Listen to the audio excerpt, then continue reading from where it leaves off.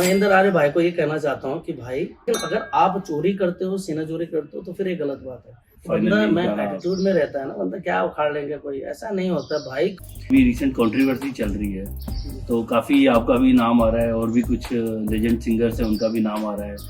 तो कोई जो कुमाऊं के सिंगर है उनका गाना वो जो कॉपीराइट का मुद्दा है वो तो है, कैसे म्यूजिक डायरेक्टर हो गया फिर जो अब जो इनका जो गाना है, इस जो जिन भी ये बड़े सिंगरों का नाम ले रहा है, जो किसी ने तो गाया होगा इसको। 3 बार उनको नोटिस भी किया है। कहाँ थे तुम? देखो एक स्ट्राइक मारने से कम नहीं होता है गाना खराब। गाना 1 साल से बन नहीं पा रहा अभी तक। बन नहीं पा रहा तो मैं और सबसे बड़ी बात यह है भाई। नमस्कार दोस्तों, द बेस्ट पॉडकास्ट में आपका स्वागत है। आज जैसे कि आपको पता है एक सीरीज चला रहे हैं हम, जिसमें हम उत्तराखंड के जो लोक कलाकार हैं उनके साथ बातें करते हैं और उनसे जानते हैं उनकी जर्नी कैसे रही, आने वाले प्रोजेक्ट्स और कैसे वो उस चीज़ को ओवरकम करते हैं और आगे फ्यूचर प्लान्स क्या हैं। तो आज मेरे साथ बैठे हैं किशन महिपाल जी। आप सब उन्हें अच्छे से जानते हैं, उनका गाना वो तो खैर हम सब नाचते हैं उस गाने पे। तो किशन जी नमस्कार। नमस्कार सर, कैसे हैं आप? बढ़िया। ठीक, तो किशन जी चलिए शुरुआत करते हैं। भाई इतना फेम आपको उस गाने से मिला और आज आप हर घर में आपको जाना जाता है, तो जर्नी कैसे रही आपकी? शुरुआत कहाँ से रही? शुरुआत तो किसी भी चीज़ की, कोई भी कुछ भी शुरू करता है तो स्ट्रगल तो है ही उसमें। जी जी। और हम लोग तो वैसे भी पहाड़ से हैं और मैं बिल्कुल बॉर्डर क्षेत्र का हूँ, जहाँ से तिब्बत चाइना शुरू हो जाता है। अच्छा, माड़ा गांव है हाँ लास्ट, जी, अच्छा, उससे आगे कोई गांव नहीं है।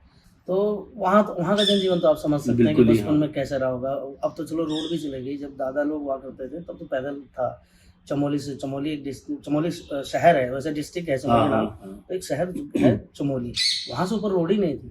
अच्छा। जैसे जैसे गई जोशीमठ तक गई, जोशीमठ से फिर 50 किलोमीटर आगे तक रोड नहीं थी। तो इस तरीके से तो हमने जो सीखा वो अपने बुजुर्गों से, या जो हमारा कल्चर था, जो सोसाइटी थी हमारी। हम लोगों का तो पहले माइग्रेशन वाला सिस्टम था कि 6 महीने बद्रीनाथ रहना है। और वहाँ बर्फ पड़े तो फिर 6 महीने गोपेश्वर। हम लोगों का तो 2-3 जगह गांव आज भी हैं, लेकिन उस समय जो ना वहाँ पे रेडियो हुआ करता था, ना टेप रिकॉर्डर हुआ करता था। जैसे नेगी जी का कोई गाना है तो उसको सुनने के लिए हमें तो पता ही नहीं चलता कौन सिंगर है कौन क्या है। जब रोड नहीं है, जब गाड़ियाँ नहीं चल रही, तो हमें कैसे पता चलेगा? तो हमारे जो वंशज हैं वो तो बिल्कुल कटके थे, क्योंकि हम लोगों का व्यापार तिब्बत से होता था। तो हिंदुस्तान से कोई मतलब ना, तो बॉर्डर पे रहते थे, तो हमें नज़दीक तिब्बत पड़ता था।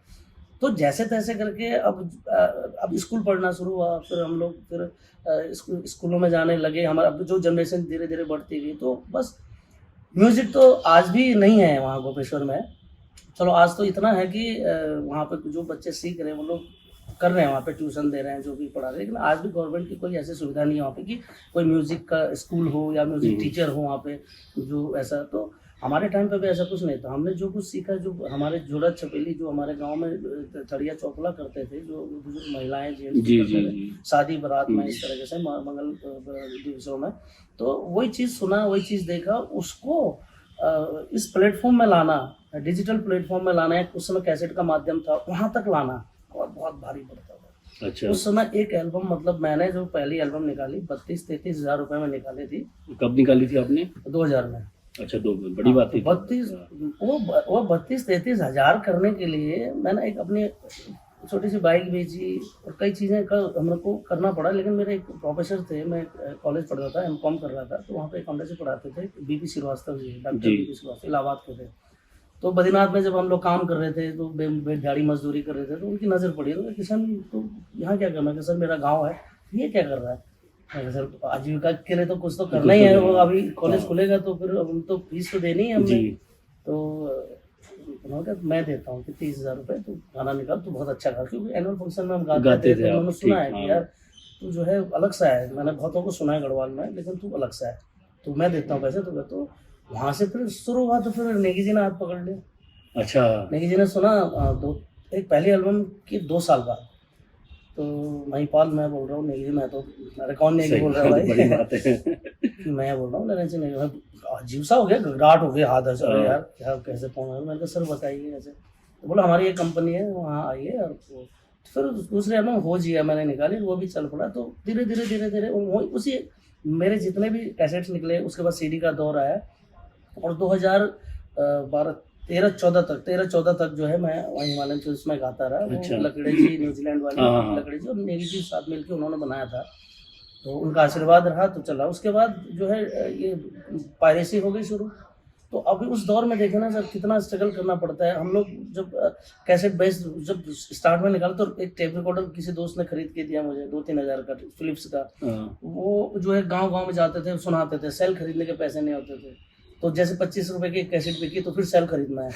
हाँ, तो वो गाँव सुनाए, देखो मेरे ऐसे गाने ऐसे ऐसे करके बेचते थे। और वहाँ से उठ के अगर यहाँ पे आना कितना स्ट्रगल, बहुत बड़ा। और तो मुझे लगता है कि वो सोच बनाना उस टाइम पे, क्योंकि एक तो होता है ना कि आज आप कर सकते हो क्योंकि सुविधाएं हैं, लेकिन सेकंड में सबसे बड़ी बात ये है ना सर कि 2000 से लेके 2011 तक बहुत स्ट्रगल किया हमने, बहुत स्ट्रगल। यहाँ तक कि भले मैंने कंपनी में काम किया है हिमालय फिल्म में, हिमालयन फिल्म में पहले 1 साल में एक मेरी जरूर सीडी आती थी, लेकिन न प्रॉफिट न नुकसान ऐसा हमको। बल्कि हो जिया एक एल्बम आई थी, उसमें 20,000 मैंने अपने जेब से लगाया, क्योंकि मेरा एक दोस्त था गोविंद नेगी, आज बहुत अच्छा सिनेमेटोग्राफर बन गया। उसने बोला तू क्यों लगा रहा पैसा? मैंने कहा हम आज लगाएंगे तभी दुनिया को दिखा पाएंगे, कल हमको इससे दुगना मिलेगा। तो हमारे पास एटीएम से निकाला, कुछ उसने दिया, कुछ मैंने जा तो एटीएम से निकाल के ला। तो 20,000 हमने अपने जेब से लगाया। उसके बाद से मैंने बोजी जिसमें रानी खेत और राम ढोला गाना है, तो वो एल्बम भी, क्योंकि कंपनी इतना पैसा नहीं देती थी, क्योंकि हम नए सिंगर थे ना, हम लोग ऐसे नहीं थे कि यार हम कैसेट निकालेंगे तो मार्केट आग लग जाएगी। हम स्टार्टिंग दौर पे थे तो कंपनी इतना पैसा लगाती भी नहीं थी, बस हम लोग इतना थे कि बस हमारा गाना निकलना चाहिए। तो हम लोग नो प्रॉफिट नो लॉस पे हम लोगों ने काम किया। लेकिन आप ये देखिए 2000 से मेरा पहला शो 2011 में हुआ। अच्छा, पूरे 10 साल बाद आपको पहला शो? मतलब एक ऐसा ना मायूसी भी होता था, एक तो हमारे पास पैसा नहीं, एक दूसरे में घर की कंडीशन खराब, दूसरे कई चीजें, एक नौकरी नहीं, जॉब नहीं, M.Com MA करके बैठे हैं, स्ट्रगल कर रहे हैं, तो नहीं हो रहा हमसे, हो ही नहीं पा रहा। कई एग्जाम्स निकाले, कई इंटरव्यूज में बाहर हुए, वो भी नहीं हो रहा, इधर भी नहीं हो रहा, कहीं के नहीं रह गए हम लोग। बस मेरा एक माध्यम था, बद्र विशाल की कृपा थी कि मैं जो 2 महीने की छुट्टी पड़ती है ना मई जून में हमारे यहाँ, तो वो 2 महीने में हमको बद्रीनाथ में चाहे लेबर काम करो, जूते चप्पल उठाओ, तुलसी माला बेचो, कुछ भी करो, पैसे कमाओ उस 2 महीने में। उस 2 महीने के पैसे को 10 महीने खाना था। पिताजी थे नहीं मेरे, घर में आर्थिक स्थिति बड़ी खराब हो गई थी, ठेकेदार थे, कुछ लोगों ने जाली साइन मार के अटैक मार जो भी है। तो उस समय ना एक वो होता ना, घर की कुड़की हो गई थी, तो ठेकेदार थे, पैसा ले रखा बैंक से, और हमें पता नहीं था। और जब मैं 18 साल का हुआ तब पता चला कि यार पिताजी ने कर्ज लिए थे, वो घर की कुड़की हो गई, उसको निपटाते पैसा चाहिए, कई चीज़ें इससे, और हमको अपना स्ट्रगल ये भी करना है। तो ये शौक था गाना गाना, और शौक मेरा जो है, अगर मैं कॉलेज छोड़ देता तो शायद मैं आज यहाँ नहीं होता। तो प्रोफेसर साहब थे, तो उन्होंने, डॉक्टर साहब ने हमें, श्रीवास्तव जी ने थोड़ा सपोर्ट किया, तो मैंने निकाल दिया, वो चल पड़ा। और मार्केट में नेगी जी जैसे इतना, मतलब जिनकी तो हम कल्पना भी नहीं कर सकते, कभी देखने की कल्पना नहीं कर सकते, उन लोगों ने पकड़ के हमको खींचा और बोला कि हमारी कंपनी है, यहाँ गाओ, मैंने देखा है तुम्हारा कैसेट और तुम बहुत अच्छा कर रहे हो। तो आज उन्हीं का आशीर्वाद है यहाँ तक पहुँचे। तो ये स्ट्रगल होता है सर, अगर वो 10 साल तक इंतजार करना कि मेरे सब क्या लग रहे, मेरे उस समय गजेंद्र राणा जी, मोलेश डंगवाल जी, और खूब चलते थे, प्रीतम बर्तमान जी, नरेंद्र सिंह नेगी जी, ये 3-4 ही ऐसे नाम थे, मीना राणा जी, कि जिनके शो थे हम देखते थे, यार वहाँ शो करा, इतना पैसा गाड़ी में। गजेंद्र राणा गोपेश्वर शूटिंग करने आते थे, उनके लुक देख के हम यार इसको बोलते हैं स्टार। तो वो 10 साल वेट करना, तो हम क्यों नहीं कर रहे, हमारा क्यों नहीं आ रहा ऐसा नंबर। तो अगर हम थक जाते और नहीं करते, थक जाते तो शायद यहाँ नहीं पहुँचते। वेट करना पड़ता है, और ये हमारा स्ट्रगल है, ये तपस्या रही हमारी। अक्सर जो सक्सेस हो जाता है ना, वो ये बोलता है कि अपनी ड्रीम को नहीं छोड़ना, अपने लगे रहना है। हाँ, तो मुझे लगता है वो आपका एग्जांपल ना परफेक्ट है उसमें। पहले लंदन में एक इवेंट हुआ था, तो वहाँ पे एक बहुत बड़े ज्वेलर आए थे, उनकी दुनिया भर में 160 से ज़्यादा वो हैं ज्वेलरी शॉप्स हैं। तो केरला के हैं, तो उनका एक इवेंट था, वहाँ गए हम। तो उनसे किसी ने पूछा कि भाई कैसे आपने सक्सेस अचीव किया। तो वो बोलते हैं कि अपने ड्रीम को, पैशन को, अपने ड्रीम को छोड़ो मत। खैर उनकी कहानी अलग थी, क्योंकि उनके पापा ने उनको 2004 में कोई 2-3 करोड़ दिए थे और जा दुकान खोल। तो खैर वो स्ट्रगल अलग था, ये स्ट्रगल अलग, लेकिन वो तो मुझे लगता है कि वो पैसे की थे। खैर तो लेकिन ये तो है, आपने बिल्कुल सही बोला कि खासकर आप ऐसी जगह से आ रहे हैं जहाँ पे ऐसा कोई माध्यम भी नहीं था। आप देहरादून दिल्ली रह रहे हो, तो फिर एक थोड़ा समझ आता है। तो ये म्यूजिक का शौक कहाँ से, बचपन से आपको शौक गाने का चढ़ा? बताया कि हम लोगों का ये जो कम्युनिटी है ना, वहाँ पे गाना बजाना कुछ भी है, मतलब देर रात तक गाना बजाना कुछ नहीं है, तो बैठे रहना। और जो वहाँ ठंड बहुत है, तो आप जो सब बुजुर्ग महिलाएं या जेंट्स जो है, जेंट्स तो वहाँ थोड़ा सा चलता भी है ना कच्ची वच्ची का, तो महिलाएं भी ले लेती हैं, ठंड है वही तो। और फिर वहाँ परंपरा भी है, वहाँ अपने घर में बनाते हैं इस चीज को, और देवताओं को चढ़ाते हैं। ठीक। मतलब जो देवी देवता है उनको चढ़ता भी है, तो उस माध्यम से थोड़ा घर में रहता भी है वो। तो ठंड के तो गले रहते हैं, तो और थोड़ा माहौल बन जाता है। फिर वो जैसे मैंने एक गाना गीत गाया था मैंने, कौला फूल, एक मांगल गीत था, बहुत पसंद किया लोगों ने, देवी का गीत है, तो वो उन्हीं महिलाओं से मैंने कैच किया। वो अभी घुघुती गाना रानी खेत राम ढूंढा हाँ, गाना हाँ। कौन सा मैंने लिखा है, वो तो लोकगीत है, वो मैंने उनसे सुना है, अच्छा। तो वहाँ मतलब वो नहीं, गा actually, देते हैं। ये जब मैंने सुना था आपका जो ये रानी खेता वाला, हाँ मुझे लगा था यार किसी कि बहुत प्यारे किसी बंदे ने ना बहुत सोच समझ के गाना हाँ, लिखा नहीं है। वो एक्चुअली क्या था कि वो मैंने बचपन में सुना उनसे, जी। और कुछ लाइनें मैंने बाद में मैंने खुद से जोड़ी है, लेकिन उसी आधार पर लेते हुए जो मैंने सुना है, जैसे घुघुती वाला है, वो बहुत स्लो गाना था, बहुत स्लो गाना हुआ, केंगरी का जाला घुघुती पांगरी का डाला घुघुती, ऐसे गाते थे इसको। लेकिन आपने थोड़ा सा उसको मैंने थोड़ा मतलब हाई पिच करके, जनरेशन न्यू जनरेशन के लिए हाँ, कि हाँ। मैं थोड़ा सा उसमें फ्यूजन लाया, फिर मैं थोड़ा सा वेस्टर्नाइज गिटार, वेस्ट गिटार और ढोल दमाओ पीछे आपने सुना होगा, तो वो थोड़ा सा फ्यूजन करके लोगों को folk को पसंद आया। अगर मैं वैसे ही गाता तो नहीं पसंद करते लोग, एक रिदमिक बनाया उसको हाँ। ना, तो ये हम सुनते आ रहे हैं, और ये शौक हमारे बचपन से आ गया, अंदर आ गया। और मैं आपको बता दूं कि हमारा जो मुल्क है, 98% लोग रिदमिक हैं और म्यूजिकली हैं। 2% ऐसे लोग होंगे जिनको इससे मतलब नहीं होगा। नहीं, मुझे मतलब है, लेकिन 2% में मेरी आवाज बड़ी खराब बात है। आवाज की नहीं है, बात आवाज की नहीं है ना, हाँ। आप इंटरेस्ट देखो ना। हाँ, नहीं इंटरेस्ट। अब कुछ लोग होते हैं, डांस चल रहा है, खड़े हैं देख रहे हैं, लेकिन हमारे यहाँ होगा ना, मतलब नहीं कोई खड़ा होकर देख रहा है, सब इन्वॉल्व हो जाएंगे। हम जब प्रोग्राम करते हैं ना भाई, जब मैं अपने यहाँ की टीम को ले गया था वहाँ, तो जब वहाँ प्रोग्राम किया ना, तो स्टार्टिंग से लेकर लोग अपनी जगह से उठ गए, स्टार्टिंग से लेकर 4 घंटे तक नॉन स्टॉप मैं गाता रहा और डांस करता हाँ, रहा। सही बात है। तो वहाँ का रिदम, वो वहाँ का कल्चर ही ऐसे ब्लड में एक ऐसा हो गया कि मतलब जो संगीत है ना, ताल को लेके, ताल धुन संगीत को लेके, चाहे बेसुरा गा रहा है पर गाएगा, तो उसको वो शौक है ना वो कि interest है कुछ उनका। और वहाँ पे जैसे उसका मनोरंजन का साधन नहीं है, तो लोगों ने हाँ। गाना करके अपना, और हाँ। ठंड जैसे आप बता रहे हैं, तो मानव जो विलेज है इतनी ऊंचाई पे है, वो जी। बद्रीनाथ जी से भी आगे है, तो वहाँ पे ऑब्वियसली फिर गांव वालों ने टाइम का पास करना है, तो उन्होंने फिर ये तरीका निकाला जो सही भी अच्छा भी है, बिल्कुल। तो कम्युनिटी गैदरिंग भी रहती है। हाँ, तो बस वही वहाँ से शौक शुरू हुआ। फिर स्कूल के टाइम जैसे इंटर कॉलेज में जब हम पढ़ते थे, तो जो कला ऐसा होता था कि हर कोई लड़का जो है, आज इसकी बारी है, कल उसकी, जो प्रेयर होता है ना, तो सामने खड़े होके बोलना है कुछ, वो जो समाचार, जो कल का, जो हमारे यहाँ तो ना टीवी ना रेडियो कुछ नहीं, ना पेपर लगता था, तो आपको कल क्या समाचार था, आपने कम से कम 5 मिनट तक वो समाचार बोलना है। अच्छा। देश में क्या हो रहा है, हेडलाइन जो, और क्या क्या जो विशेष चीज़ है वो बोलना है प्रेयर में, तो ताकि सबको पता चले। जिस दिन मेरी बारी है, मैंने कहा मैं गुरुजी में क्या, मेरे यहाँ ना टीवी है ना रेडियो है ना अखबार आता है, तो बोले तू क्या करेगा, मैंने कहा मैं गाना गा सकता हूँ।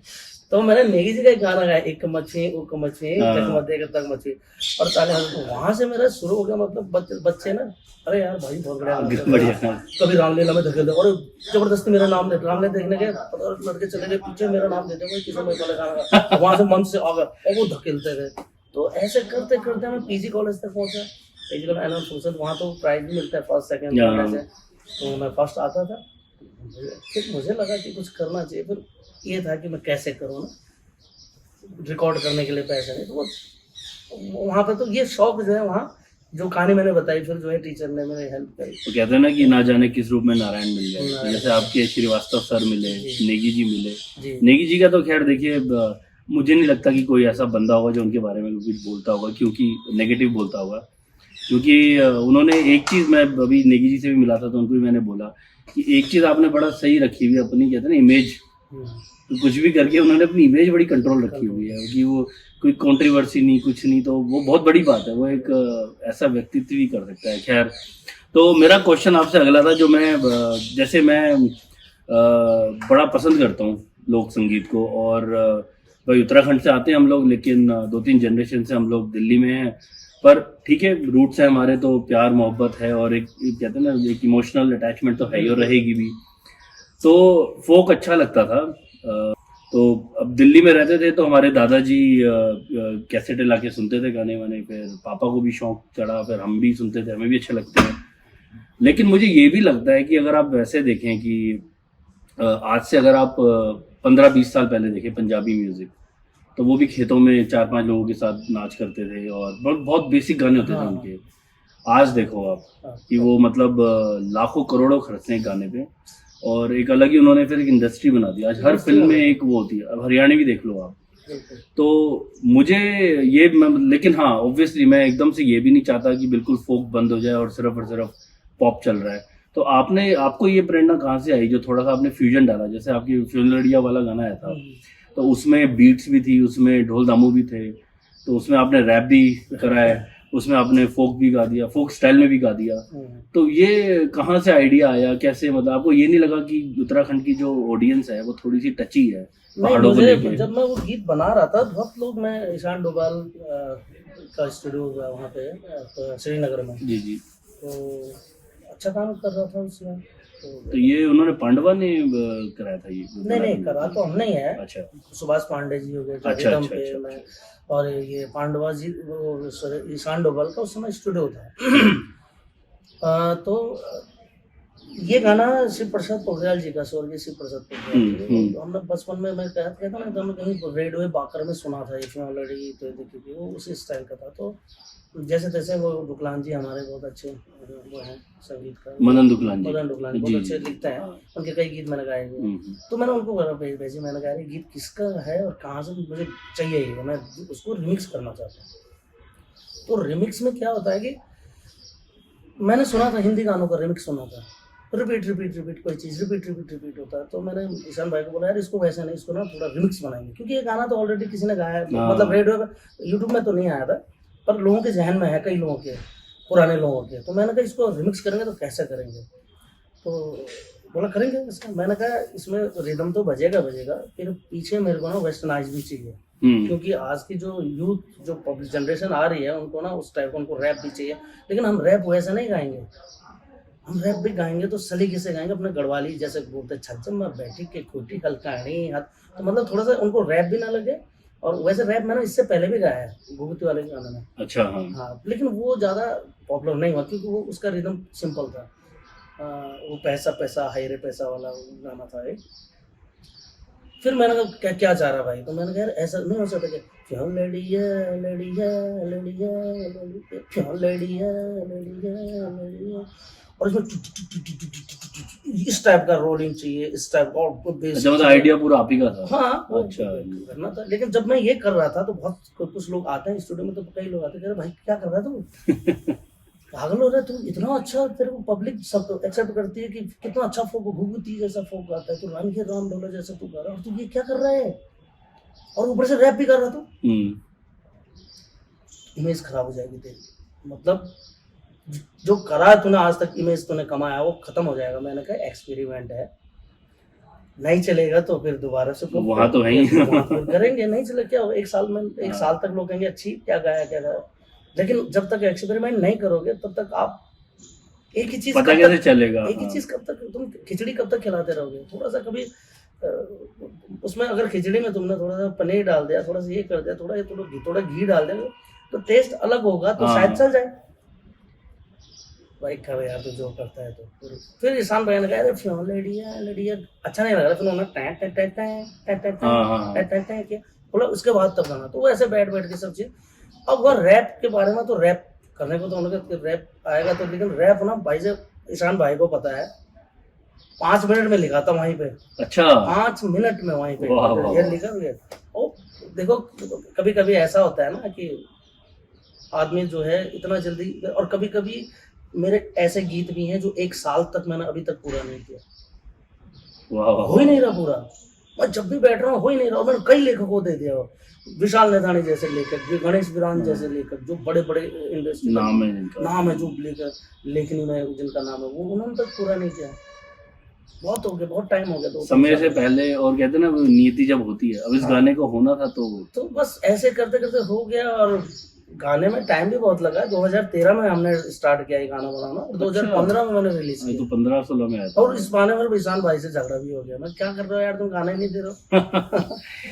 नहीं, उनके बारे में सुना है मैंने, पांडवास के बारे में, कि थोड़ा काम अपने लेकिन पेस पे वो करते हैं वो नहीं, लोग। वो जो है जो ईशान भाई जो काम करते हैं ना नेक्स्ट लेवल का, आज तक हाँ, उत्तराखंड पर में वो ऐसा अपने काम पेस पे ही रखते, उनका रहता है कि नहीं हाँ, मैं। उनका क्या था ना, वीडियो शूट का भी है इधर, इवेंट का भी है, ये है, तो वो काम लटक जाता है थोड़ा हाँ। लेकिन जो भी करता है बंदा नेक्स्ट लेवल करता है।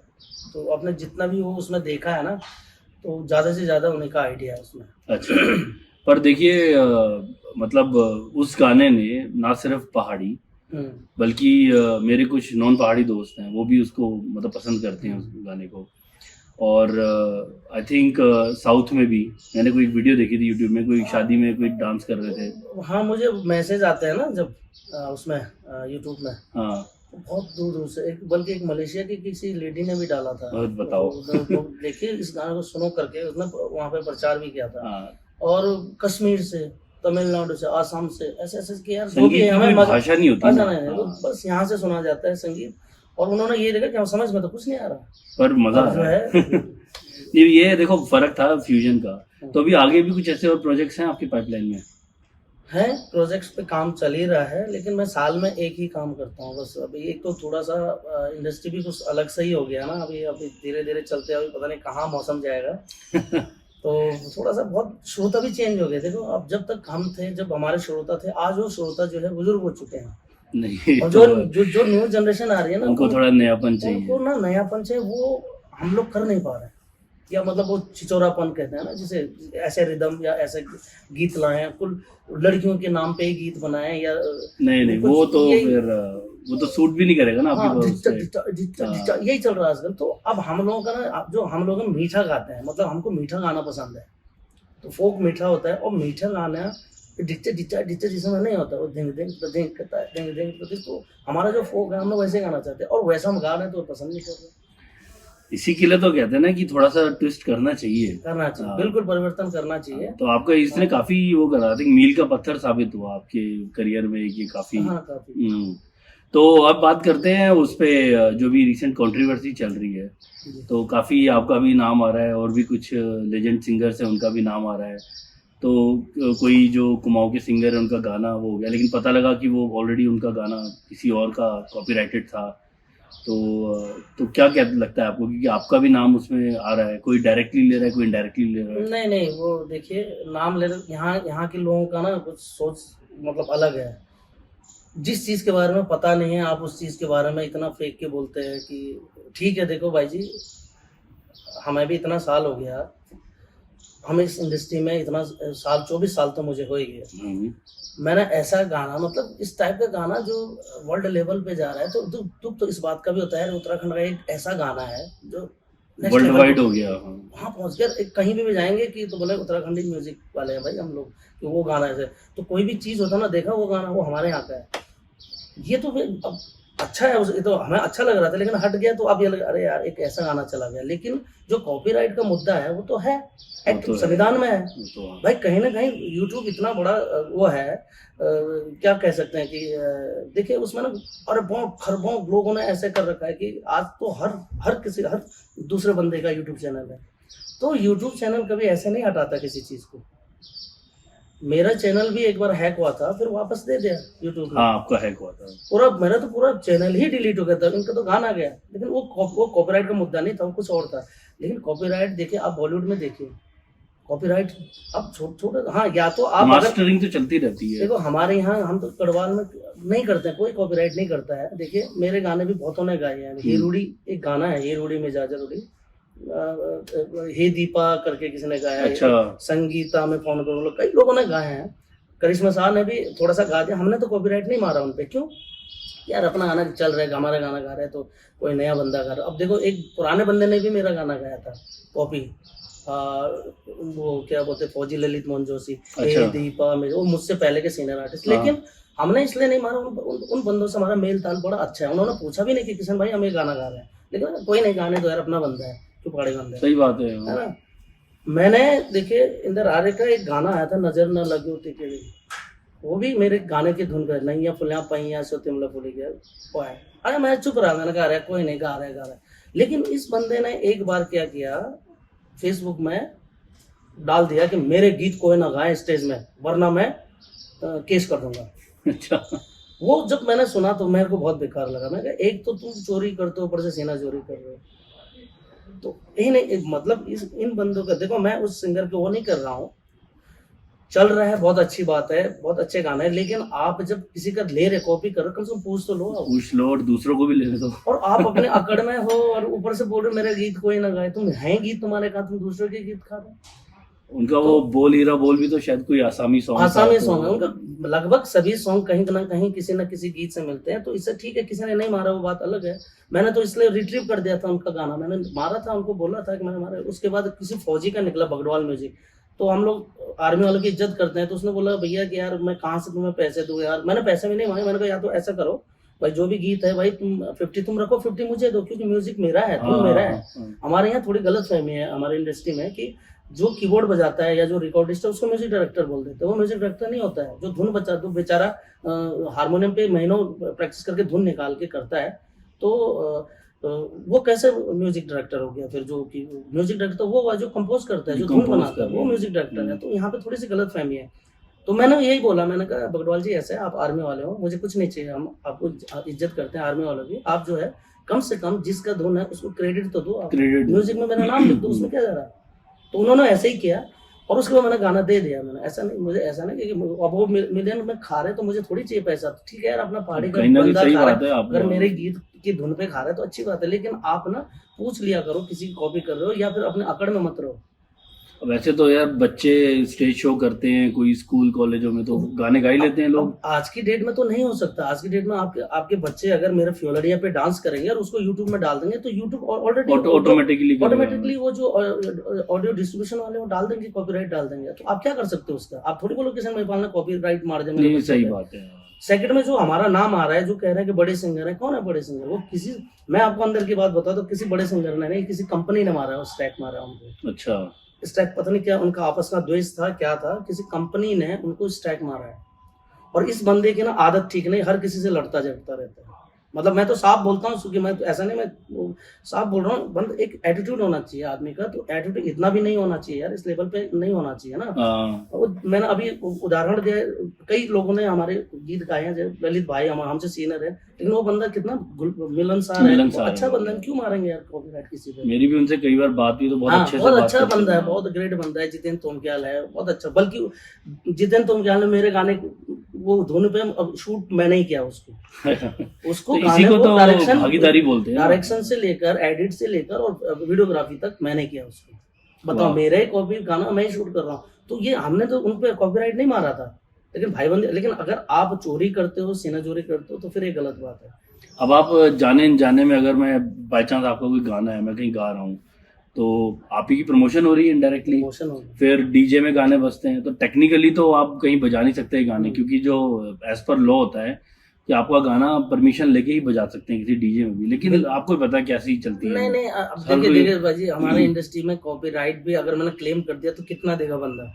अब बॉलीवुड तो है नहीं भाई, आप करोड़ों रुपए का क्लेम करो। सही बात है। अब 1000-2000 के लिए क्या अपने बेइज्जती भी खराब और अपनी भी टाइम खराब। सही बात है ना। तो यहाँ पे तो ऐसा कोई नहीं है। देखो नेगी जी के कितने गाने लोगों ने गा दिए, नेगी जी ने तो कॉपीराइट नहीं मारा। और कॉपीराइट का हक नेगी जी का भी नहीं है, वो कंपनी का है, जिस कंपनी का गाना है। हाँ, सही बात है। जी ने वहां बोल दिया, कंपनी ने, मैं साइन कर दिया। अब जैसे भाई फ्योलरिया जो गाना है, जो था मेरा क्या लैया पुलिया पैया, वो मेरे कंपनी का है, मतलब मेरे यूट्यूब चैनल में है वो गाना, ठीक है। तो मैंने मार दिया।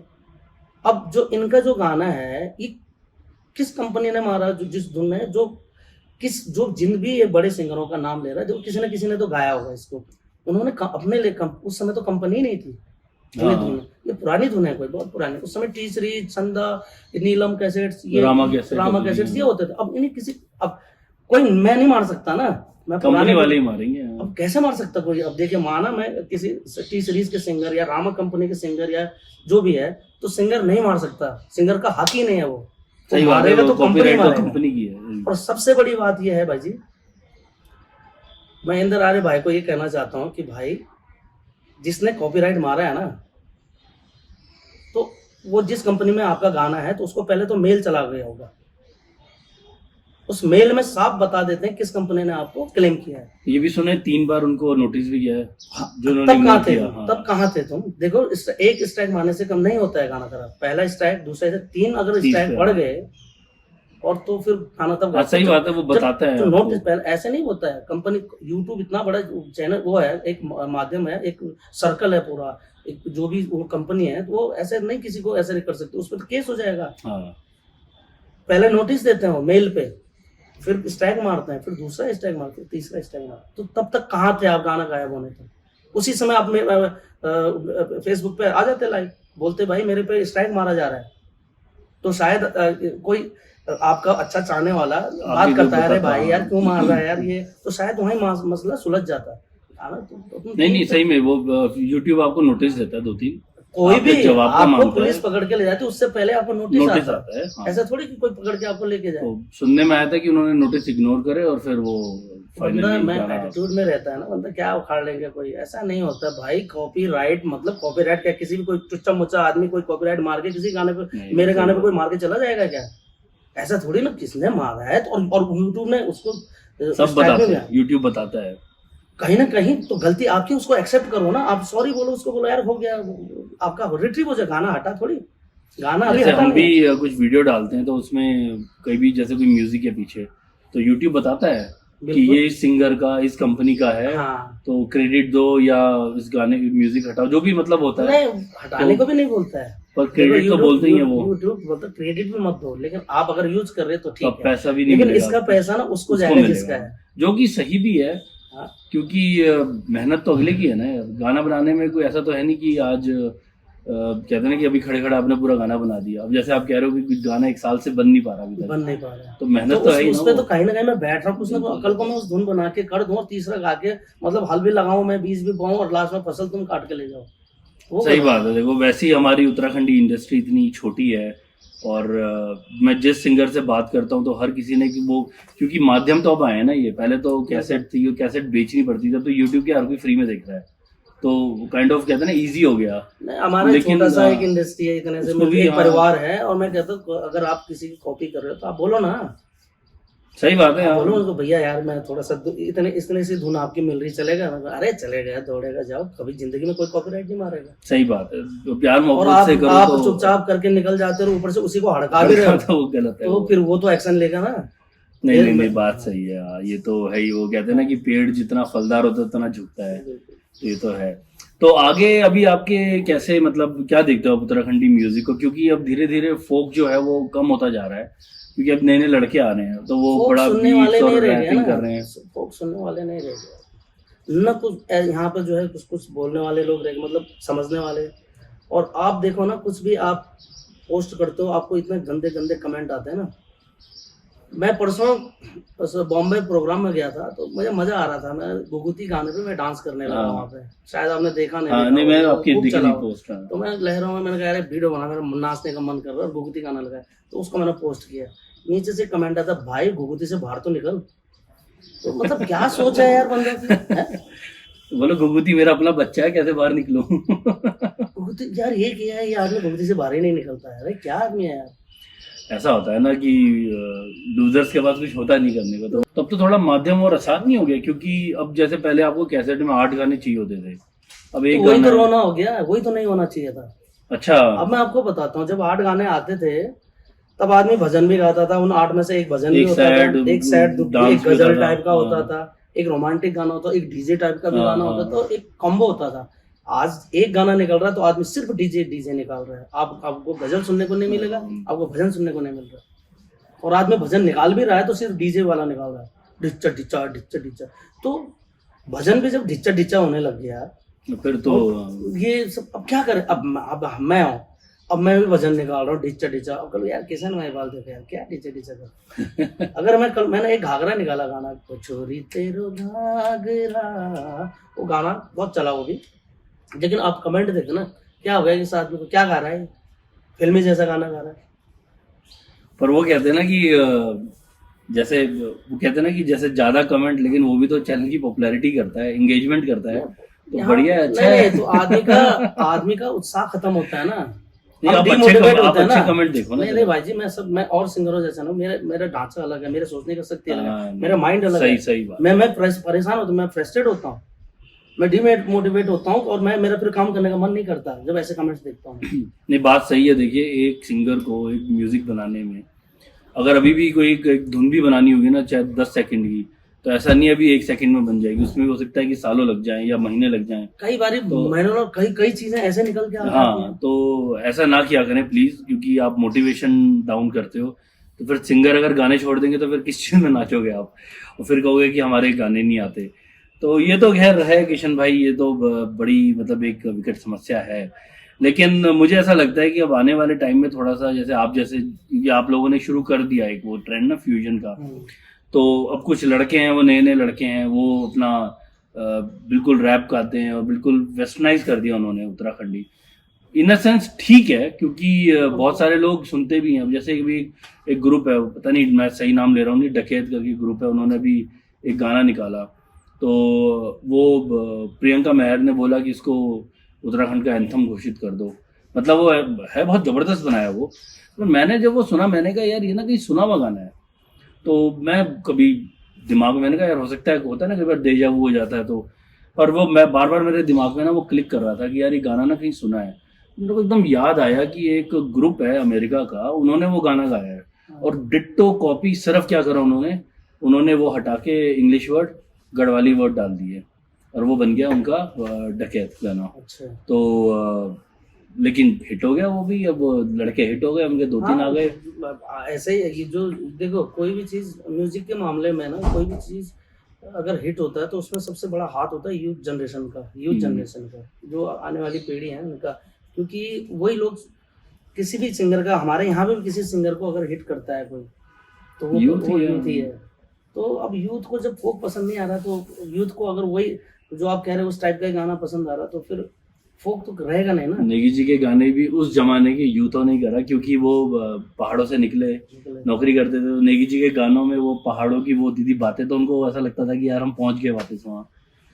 नहीं, नेगी जी की तो खैर बात अलग है। नेगी जी को तो आप हटा ही दीजिए, उनको सेपरेट रखिए। वो तो खैर लेजेंड हो गए। कुछ भी गाएंगे वो चलेगा। वो आजकल के बच्चों के समझ के बाहर है। वो उनके लिए गा भी नहीं रहे। हाँ, वो उस समाज के लिए गा रहे हैं और अपना उसके लिए गा, तो उनको तो उनकी ऑडियंस अलग है, और ना वो चाहते कि ये फूहड़ वाले उनके ऑडियंस भी बने। तो बड़ा काफी उनका वो नीश वो है एक।